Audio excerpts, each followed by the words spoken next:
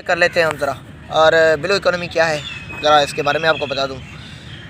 Blue economy basically कहते हैं कि जी preservation and exploration of marine environment.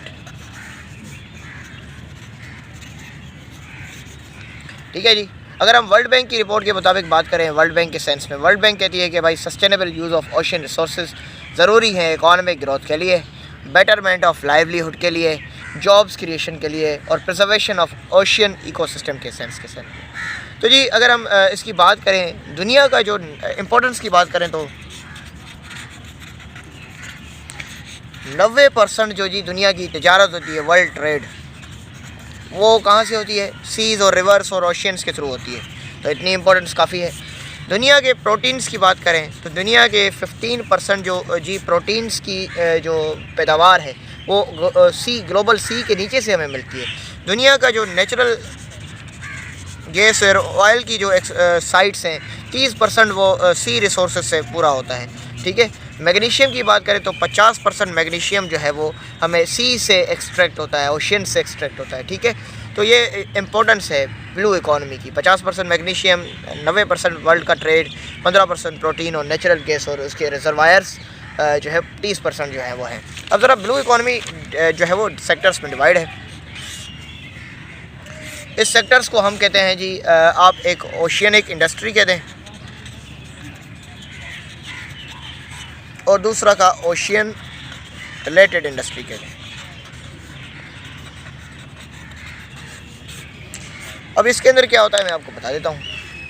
Oceanic industry जो है बेसिकली कहते हैं जिसको कोर ऑफ ओशियन इकोनॉमी कहते हैं, यानी प्रोडक्शन और supply services for developing utilization production. यानी अगर आप बात करें इसके अंदर ऑयल एंड गैस आ जाती है, इसके अंदर केमिकल्स आ जाते हैं, इंडस्ट्रीज़ आ जाती हैं, इसके अंदर शिप बिल्डिंग इंडस्ट्रीज़ आ जाती हैं, इसके अंदर मरीन इंजीनियरिंग आ जाती है, ट्रांसपोर्ट जो है इसके अंदर आ जाती है, सी वाटर यूटिलाइजेशन जो है वो आ जाती है, साइंटिफिक रिसर्च आ जाती है। ठीक है। और फिर मरीन बायो मेडिसिन आ जाती हैं। और फिर अगर हम इसकी बात करें ये ओशियन रिलेटेड इंडस्ट्रीज़ की, तो इसका मतलब ये है वो इंटरप्राइसेस, तमाम वो इंटरप्राइसेस जो लिंक करती हैं मेजर मरीन इंडस्ट्रीज़ के साथ, इनके साथ वो इंटरप्राइसेस जो इनके साथ लिंक करती हैं, और मरीन ये सारी ये हैं। अच्छा जी, पाकिस्तान का स्टेटस क्या है जी? पाकिस्तान का इस वक्त ब्लू स्टेज में हम बात करें तो जो पाकिस्तान का स्टेटस है जी ब्लू इकोनॉमी में, इस वक्त तक पाकिस्तान जो है 1.5 बिलियन US डॉलर जो है वो यहाँ से जो है इकॉनमी में प्रोड्यूस करता है। लेकिन पाकिस्तान की जो ब्लू इकोनॉमी में जो बात की जाए वो लिमिटेड एक्सेस है। कैसे? पाकिस्तान फ़िशरीज़ को, शिपिंग को, मैनग्रोव्स को, ठीक है, कोस्टल टूरिज़म को, इन चीज़ों के बेसिस पर पाकिस्तान जो है अपनी एक जो है मरीन इकोनॉमी को प्रमोट करता है। अच्छा जी, ज़रा आगे देख लेते हैं। तो हर्डल्स क्या है पाकिस्तान के लिए? देखिए, कोई कॉम्प्रिहेंसिव पॉलिसी नहीं है। 2020 तक वो हमें absence of clear cut policy नज़र आती है। फिर ब्लू इकोनॉमी के लिए आपको जो है वेस्ट इंफ्रास्ट्रक्चर, ट्रेड, पोर्ट्स और फिर जो है जी शिपयार्ड कंस्ट्रक्शन और वीक इकोनॉमी हमारी ये सब कुछ बर्दाश्त नहीं कर सकती। और फिर उसके बाद हमारे जो पोर्ट्स हैं उसके वो भी 2 ही हैं, एक उनमें से फंक्शनल है इस वक्त।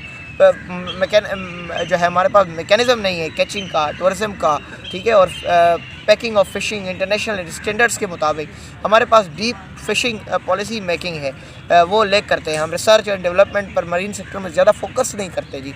और फिर हमारी जो कम्युनिकेशन कोऑर्डिनेशन है अमंग द मिनिस्ट्रीज़ वो भी एक वीक है। तो ये हमारे जो है पाकिस्तान का इस वक्त करंट स्टेटस है ब्लू इकोनॉमी के पर्सपेक्टिव में। ठीक है जी।